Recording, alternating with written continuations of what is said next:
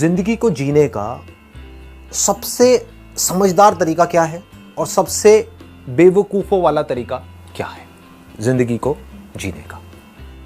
अगर इसको दूसरे वे में बोलूं तो इस दुनिया में सबसे समझदार इंसान कौन है और सबसे बेवकूफ़ कौन है?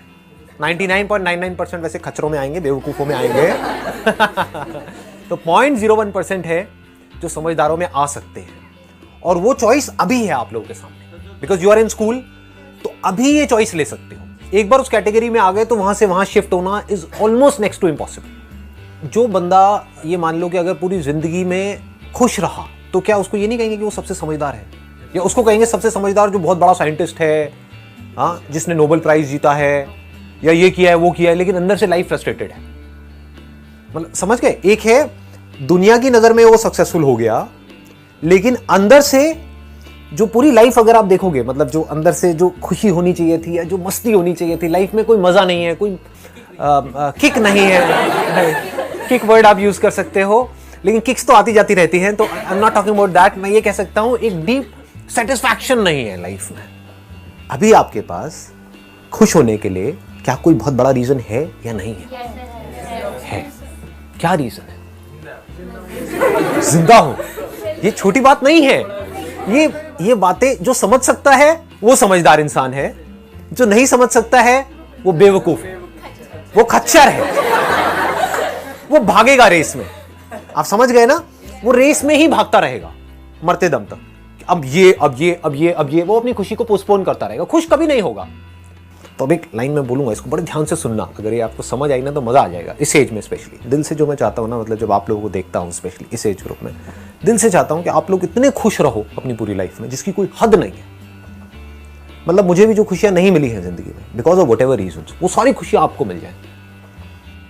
कि कभी भी आपकी जिंदगी में दुख का नामो निशान ना हो। दुख हो तो ऊपर ऊपर लेवल पे हो, ऊपर हंस रहे हो, रो रहे हो, व्हाटएवर, ब्रेकअप हो रहा है, ये हो रहा है, वो हो रहा है, ठीक है।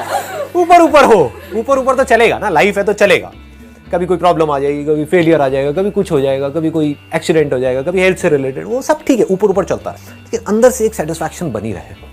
तो ध्यान से सुनना, जो चीज़ मैं बोलने वाला हूँ इसको अपने अंदर तक जाने देना, है ना? यही आज के सेशन का ग्राउंड है। इसी के बेस पे हम आगे बढ़ेंगे कि जो हमारे पास में है उस तरफ हमारा ध्यान नहीं है, उसकी हमारी लाइफ में कोई इंपॉर्टेंस नहीं है। सिर्फ जो नहीं है उसके पीछे हम भाग रहे हैं। हो सकता है जो आप पाना चाहते हो, जो आपको बहुत इंपॉर्टेंट लग रहा है, वो कचरा है उसके सामने जो अभी आपके पास में है, लेकिन आप उसको देख करके खुश नहीं हो रहे। तो जब कचरा जो आपको बहुत इंपॉर्टेंट लग रहा है, जब वो मिल जाएगा तो क्या खा खुश होगे? बदबू आएगी उसमें से। कचरे में से तो बदबू ही आएगी ना। तो जो फ्लावर्स अभी हैं आपकी लाइफ में, जब उससे खुश नहीं हो रहे, खुशबू से खुश नहीं हो रहे, तो बदबू से क्या खा खुश होगे? तो हमें सिर्फ उसकी इंपॉर्टेंस देखनी है जो अभी हमारे पास में है। जैसे अभी आपके लिए सबसे ज्यादा इंपॉर्टेंट क्या है? अभी ऐसा क्या है वो तो आपको लगता है कि करियर, राइट? समझ गए ना? इसको ध्यान से समझना, जो चीज मैं बोल रहा हूं ऐसा तो आपके माइंड में फीड कर दिया गया है। अभी आपको ये लगता है कि आपके लिए सबसे इंपॉर्टेंट है आपका करियर। मैं कहता हूं बकवास। सबसे इंपॉर्टेंट है पहले ये समझना कि एक्चुअल में लाइफ में सबसे इंपॉर्टेंट क्या है। चलो करियर में जो भी आप सोच रहे हो, जिस भी हद तक सोच रहे हो, उसका 100 गुना आपको मिल गया, लेकिन कुछ ऐसा है जो अभी आपके पास में है, वो चला गया आपके हाथ से। क्या है ऐसा? खुशी को भी छोड़ दो, हेल्थ। ये बात नहीं समझ आती ना। ये तब समझ आएगी जब हेल्थ हाथ से निकल जाएगी। अभी आप लोगों के पास में हेल्थ है। किसी को भी कोई बहुत भयानक बीमारी है, यहां पर जानलेवा बीमारी लग सकती है, नहीं लग सकती है? लग सकती है। अगर वो लग जाए और दूसरी तरफ से आपको करियर में, पैसे में, पता नहीं क्या क्या मिल जाए, उसकी क्या इंपॉर्टेंस है? कुछ भी नहीं है। तो सबसे इंपॉर्टेंट क्या है आपके लिए मरते दम तक? क्या ये कभी भी इंपॉर्टेंस इसकी चेंज होने वाली है? मरते दम तक। तो जो भी आप करियर चूज करने वाले हो, उसका आपकी हेल्थ से क्या कनेक्शन है? कभी सोचते हैं हम ऐसा? नहीं सोचते। क्यों नहीं सोचते? क्योंकि हमको पता ही नहीं है हमारे लिए सबसे इंपॉर्टेंट क्या है।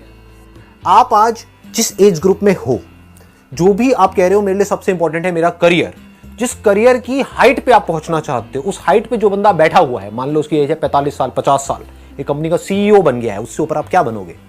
समझ गए ना? सीईओ के ऊपर आप कहां जाओगे जी? चेयरमैन बन जाओगे, चलो ठीक है। एनी हाउ, तो आप समझ पा रहे हो मैं क्या कह रहा हूं? अगर उस बंदे को ये ऑप्शन दिया जाए कि तेरे पास जो है वो मिला इनको, यानी कि आप जो यहां पर बैठे हो आपको, और आपके पास जो है वो मिला उनको, क्या लगता है वो एक्सेप्ट करेंगे इस डील को या नहीं करेंगे? समझदार होंगे तो कर लेंगे, और अगर आप बेवकूफ होगे तो आप इस डील को एक्सेप्ट कर लोगे। समझ गए? आप महामूर्ख होगे तो आप कहोगे हाँ ठीक है मैं एक्सेप्ट कर लेता हूं। यानी कि क्या, मेरी अभी एज है मान लो 15 साल 16 साल, मेरी एज हो जाएगी 40 साल और मेरे को वो सब कुछ मिल जाएगा, बस हेल्थ नहीं होगी। ऐसे लोग जिनको आप बहुत सक्सेसफुल बोलते हो, उनकी हेल्थ को अपनी हेल्थ से कंपेयर करो। आपकी हेल्थ बेटर है, उनकी हेल्थ बेटर है? हाँ, उनको तो ये भी नहीं पता कि रात को सोएंगे सुबह उठेंगे या नहीं उठेंगे, हार्ट अटैक हो गया, कोलेस्ट्रॉल बढ़ा पड़ा है, बीपी बढ़ा पड़ा है, डायबिटीज की गोलियां खा रहे हैं, ये कर रहे हैं वो कर रहे हैं, क्या पड़ा है ऐसी लाइफ? तो हमारी पूरी लाइफ इसके आसपास में रिवॉल्व करनी चाहिए। हमारे सारे डिसीजंस का सेंटर पॉइंट हेल्थ होना चाहिए, क्योंकि हेल्थ का डायरेक्ट कनेक्शन किससे है? बिल्कुल क्लोज कनेक्शन हैप्पीनेस से। क्योंकि इसकी इंपॉर्टेंस आपको तब समझ आएगी, मेरी इस बात की गहराई तब समझ आएगी जब आपकी हेल्थ की धज्जियां उड़ चुकी होगी, यानी कि आने वाले 5-10 साल बाद अपना करियर करियर करियर करियर करके, समझ गए? तब लगेगा कि ये क्या हो गया है मेरे साथ में, तब मेरी ये बात आपको समझ आएगी। लेकिन अगर आज समझ आ गई तो क्या होगा? इस हेल्थ को आप मेंटेन कर जाओगे, अपने डिसीजंस को इस तरीके से चूज करोगे कि मेरे इस करियर का हेल्थ से क्या कनेक्शन है। दूसरा, रिलेशनशिप्स। ये अभी हो सकता है आपको समझ ना आए, क्योंकि अभी क्या है कि हम रिलेशनशिप्स की नेगेटिव साइड को देखते हैं। हो सकता है आप अपने पेरेंट्स की नेगेटिव साइड को देख रहे हो, लेकिन अगर कल आपके पेरेंट में से किसी एक की, भगवान ना करे, अगर डेथ हो जाए, तब आपको उनकी इंपॉर्टेंस समझ आएगी कि वो क्या थे मेरे लिए। ये बात सच कह रहा हूँ, झूठ कह रहा हूँ? तो इससे क्या समझ आ रहा है कि जब होता है कुछ हमारे पास में तो उसकी कोई इंपॉर्टेंस नहीं होती है। ऐसी हेल्थ अगर चली गई तो कल आपको इंपॉर्टेंस समझ आएगी। अगर कोई रिपोर्ट ऐसी आई कि बेटा अब तो 6 महीने रह गए हैं, तब समझ आएगा कि ये क्या हो गया। लोग इतनी गहराई से इन चीजों को समझते नहीं है, क्योंकि सबकी लाइफ का सेंटर पॉइंट क्या है? Career. Career which is connected to पैसा। बस पैसे से गाड़ी शुरू हो रही है, पैसे पे ही खत्म हो रही है। और ये बेवकूफों वाला तरीका है जिंदगी को जीने का, कोई समझदार तरीका नहीं है। लेकिन अगर सेंटर पॉइंट है हेल्थ, तो इसका मतलब आपसे समझदार और कोई नहीं है। बट वो होगा कैसे? That should be the question. कैसा कैसे हो कि हमारे माइंड में हेल्थ हमेशा टॉप प्रायोरिटी पे रहे? अगर in every moment of your life you are thankful for what you have got, आप मांग नहीं रहे हो कि मुझे अच्छी हेल्थ चाहिए, अभी आपके पास में है हेल्थ अच्छी, right? So can't you be thankful for it? अगर आप ये प्रेयर आपके अंदर चलती रहे, देखो कितनी अच्छी प्रेयर है कि thank God for my health, मेरे पास में अभी अच्छी हेल्थ है, आई एम थैंकफुल फॉर